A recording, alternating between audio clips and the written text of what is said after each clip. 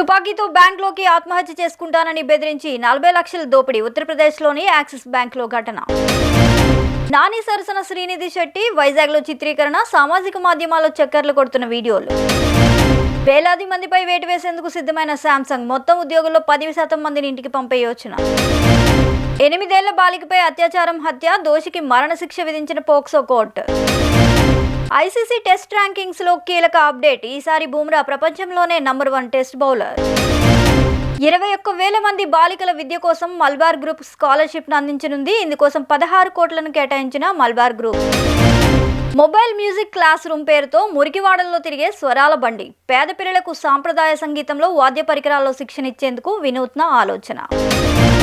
ఢిల్లీలో కలకలం. 2,000 కోట్ల డ్రగ్స్ సీజ్. విశాఖలోని మసాజ్ సెంటర్లలో అసాంఘిక కార్యక్రమాలు జరుగుతున్నాయనే ఫిర్యాదులు రావడంతో పోలీసులు అర్ధరాత్రి ఆకస్మిక తనిఖీ.